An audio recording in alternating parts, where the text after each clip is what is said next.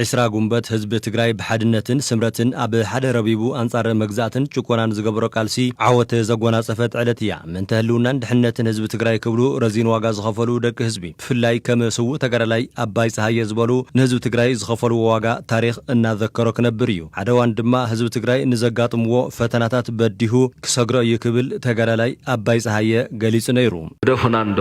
አይትን ኩኡናንዶ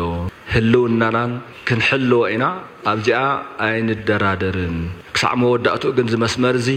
ህዝብ ዚን ክቕጽል ይለምውን ካብዚ ንድሕሪት ዘብሎ ነገር የለን ከም ቀደምና ጸኒዕና ክንቅጽል እትዛንታና ምእንቲ ዝበለጽ ክንጸንዕ ከመይ ገርና ንዕወት ህዝብ በዓል ቤት ገርና ህዝብ በዓል ዋና ገርና ህዝብ ወዲብና ህዝብ አጥያና حفاش ينقح ابي حلف 17 عامات زنبره قالس حزب تግራይ ዝተዓወተሉ ቀንዲ ሚስጥር ይብል ስውእ ተጋራላይ አባይ ፀሐየ ኣብተዋን ዕጥቃው ቃልሲ ዝነበሩ ጽንዓት ሓርበኝነት ሓድነት ህዝብ ትግራይ ከም ዝነበረውን የዘኻኽር ንምንታይ ኢና ተቃልስናሉ ናይ 60ታት ወለዶ ዝበሃል ድሕሪው ተንዘለዋና ፈተናታት ዘጋጥማና ዓበይት ፈተናታት እንታይ ነይረን ከመይ ተፈቲሐን ንኽንፈትሐንን ብዓወት ክንሰግርን بعوض كنزازموت قالسن زخلنا مستير اتهاربنينت صنعات تصوارنت تبشجر غزي حدا وين كان نهبو قفو خمتنا نخبي وين كان مكات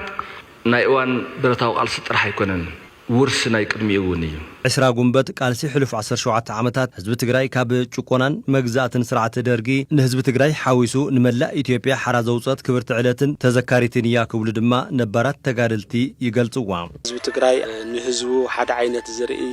ንጎረቤቱ ሓደ ዓይነት ዝርኢ ሕማቅ ዘይሐስብ ጋሻ ብጽቡቕ ዝቅበል ንሃለወ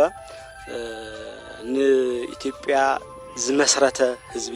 ኢትዮጵያ ኣብዘ ኹነታት ኣብጽሓ በጽሓቶ ዘላ ዘብጽሐ ህዝቢ ግን ከምዚ ክፍደግን ብጣዕሚ ዝሐዝን ብጣዕሚ ዝገርምን ብጣዕሚ ንፈትወን ማዕልታት ካብ ዝበሃላ ለከታ 11 ግንቦት 20 ነይረን ያው እቲ ግንቦት 20 ወላይ ሓድቦ ግን ንሕና መስዋዕት ተከፈልናሉ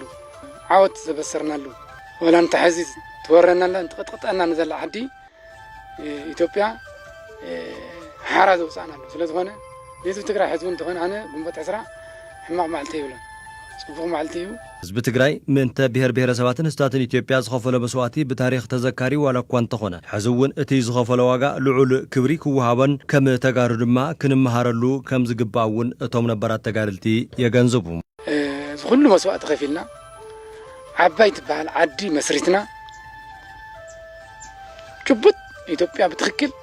በዘመነ መልክ ተመስሪታ በግዛ ምናምን ናተዋሉ ማዓት ታሪኻት እንትን ይብሊ ትክክለኛ ኢትዮጵያ ትክክለኛ ናይ ሁሉ ኢትዮጵያ ናይ ሁሉ ብሄረሰብ ኢትዮጵያ ተባሂላ ተትክን በዋይ ኣብቲ ድሕሪ 10 ግንቦት ዝነበረ መስረታ የዝብላነ ኣብቲ ሕገ መንግስቲ ማለት እዩ ካብኡ እዚ ብቐሊሉ ክፈርስ ዝብል ግምት ኣይነበረንን ያው ናብ ዘፍርሰም ኣለው ብጣዕሚ እዩ ዘሕዝን ጥራሕ ዘይኮነስ ካውሶ ጊስኻ ዓድኻ ከመይ ትምስርት ዝብል ክትሓስብ ዘግብር ብቐጻልነት ናብዘቱ መደምደምታ ዘብፅሐለና ህዝብ ትግራይ ንበይነይ ክዕወት ንበይነይ ክሓልፈለል ይተኣለሰን ምክንያቱ ምስ መሓዙት ህዝብታት ኣለዎ እዞም ህዝብታት እዚኣቶም ሰላም ክረኽቡ ይደሊ መሪሑ እውን ተኣሊሱ ኣስዒቡ ናብ ተቃልሲ ህዝብ ትግራይ ዝኣምኖ ናይ ሓባር ዓወት እዩ ዳርጊ ካብ እቲ ዝነበሮ መንግስታዊ መዋቅር ገርሲስ ካብ ምድርባይ ንኹሎም ህዝብታት ማዕረ ዝገበረ እዩ ብምክንያት ዝዓወት እዚ ጫማ ረጊፆም እዮም ብምክንያት ዝዓወት እዚ ከም ህዝቢ ማዕረ ኮይኖም እዮም በትናታቶም ኣገላልፃ እዚ ምግባር ወንጀል ይብልዎ ስኹም ናይ ባዕሎም ይኹን ከም ትግራዋይ ግን ንኹሎም ህዝብታት ዝጠቀመ ዓወት እዩ